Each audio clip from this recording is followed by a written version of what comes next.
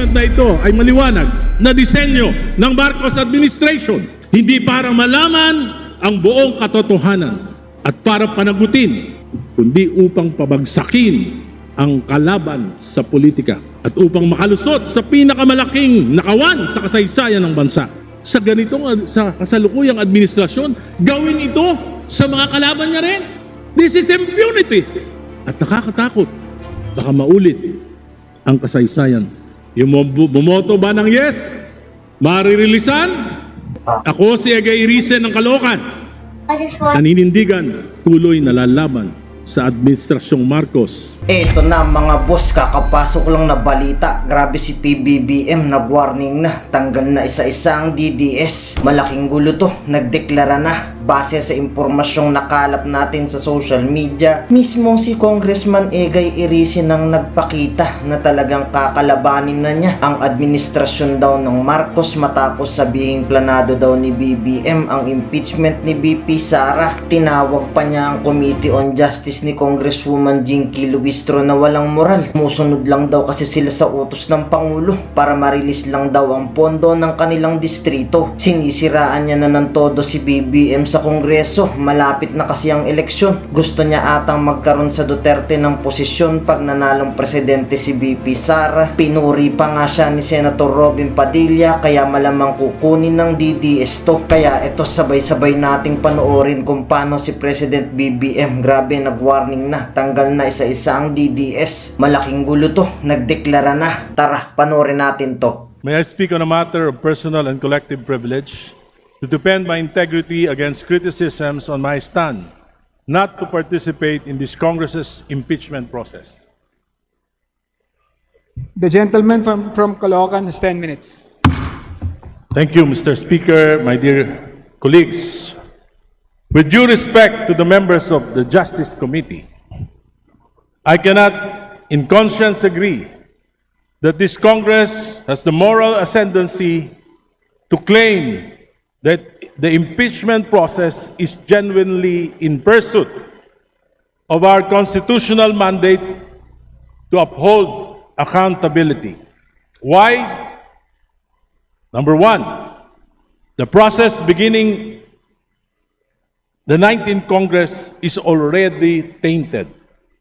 Ito po ay pagpapatuloy lamang ng proseso na naganap ng 19th Congress. It is marked by hundreds of billions in infrastructure allocations and massive ayuda programs to cooperating legislators in the 19th Congress. The allegations of maleta and paper bags of cash during the impeachment process in the 19th Congress, hindi pa po ito naimbestigahan at hindi pa nare-resolve. One of the prime movers of the impeachment in the 19th Congress is Saldico, who resigned and left the country. Nakapagdududa. Dahil yung mismong nangunguna sa impeachment process ang siyang may hawak ng bilyong-bilyong pondo na nawala, nadala sa mga alokasyon na nadala sa mga flood control at anomalous projects. Maraming mga pahayag na nakakabahala, ngunit hindi natin ito iniimbestigahan. Kung susuriin lang natin ang mga allocations sa mga distrito ng mga legislators na aktibo sa impeachment process noong nakaraan, at marami pa rin mga aktibo ito ngayon, in particular in the 2024 and the 2025 national budget, magugulat tayo sa laki nito.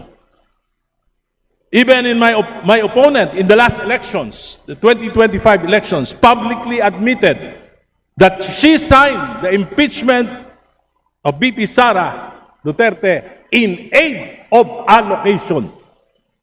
Natatakot siya na hindi siya mabibigyan ng pondo kung hindi siya pipirma sa impeachment. These circumstances put serious doubts.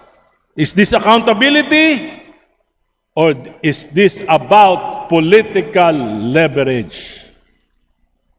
After the impeachment vote in the plenary, let us examine the status of the four later release allocations. Let us see if this correlates with how members will be voting in the 20th Congress. Yung bumoto ba ng yes, maririlisan?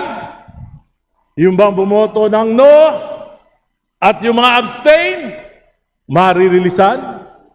Malalaman natin ang katotohanan sooner or later. Ang impeachment na ito ay maliwanag na disenyo ng Marcos administration, hindi para malaman ang buong katotohanan at para panagutin, kundi upang pabagsakin ang kalaban sa politika at upang makalusot sa pinakamalaking nakawan sa kasaysayan ng bansa. Ginagamit ang mga institusyon na dapat ay neutral tulad ng NBI, COA at AMLAC. This impunity, nakakabahala po. Kailan ito titigil? Paano? Wait lang mga boss, sa lahat ng solid supporter na sumusuporta sa channel na ito, maraming salamat po. Gusto ko lang kayong invite sa bago nating YouTube channel. Nasa comment section yung link ng bago nating YouTube channel. I-click nyo lang yan para makapag-subscribe. Kaya tara, panoorin na ulit natin to. Pag ako na, tulad ko, na bumabatikos, paano kung gusto kong patahimikin? Gagamitin din ba yung mga ahensya na ito? Baka magulat pa tayo. Maulit ang kasaysayan. Magamit ang mga institusyon para sa pagpapanatili sa kapangyarihan. Naganap na ito. Nagmalabis. Si Pangulong Duterte, maraming inapi. Katulad ni Congresswoman Laila de Lima. Dahil ako ang kauna-una ang nagsalita laban sa war on drugs, tinanggal ng Duterte administration ang alokasyon sa aking distrito. Ginipit. Spalit, kung ginawa ito ng administrasyong Duterte sa kanyang mga kritiko, papayagan ba natin na yung mga ahensya na ito sa sa kasalukuyang administrasyon, gawin ito sa mga kalaban niya rin? This is impunity. At nakakatakot. Baka maulit ang kasaysayan. The Committee on Justice for the first time in the history of Congress did not allow a member to pose questions to witnesses or resource persons. Hindi ako nagkaroon ng pagkakataon. Tanungin ang mga kadududang pahayag ni Madriaga at iba pa. Dahil hindi ako miyembro. Wala po ako natatandaan sa 5 kongreso na dinaluhan ko. Kahit hindi ako miyembro, nakakapagtanong ako. Ngayon lang, dito sa Justice Committee. Alam ko po, maraming galit kay Pangulong Duterte. Sapagkat sa amin po sa Caloocan, ang daming collateral damage ng war on drugs. Nanindigan ako dahil sa pagmamalabis na ito. Pero ngayon, hindi ko naman papayagan na dahil si Duterte lang, magmamalabis tayo para apihin siya. Kung gagawin natin yon, anong kaibahan natin kay Duterte?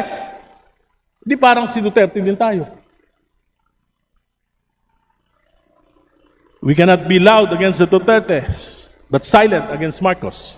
There are clear signs of abuse, of misgovernance, or cover-up of corruption that cause our country and people economic distress. Today, inflation has reached 7.3%. Habang kumakain tayo sa masarap at maraming putahe dyan sa South Lounge, nagdidildil ng asin ang ating mga kababayan. Habang abala ang administrasyon na pagtakpan ang mga kalokohan at supili ng mga kalaban, hirap na ang ating mamamayan. Mr. Speaker, I will not be swayed by allocations. by power or loss of it, by fear or threats. I will stand by the dictates of my conscience, guided by my discernment and prayers, and what I believe is for the betterment of our country. Kasaysayan ng husga kung sino ang umaatras sa laban at kung sino ang nakikipagsabwatan. Ako si Egay Risen ng Caloocan, nanindigan nung EDSA 1, nanindigan nung EDSA 2, lumaban kay Duterte sa war on drugs, 40 taong lumaban sa mga political dynasties, lumaban para kay Noynoy, para kay Cory, para kay Mar Rojas, patuloy na lalaban sa Administrasyong Marcos hanggang hindi nito masusumpungan ang katinuan. Maraming salamat po.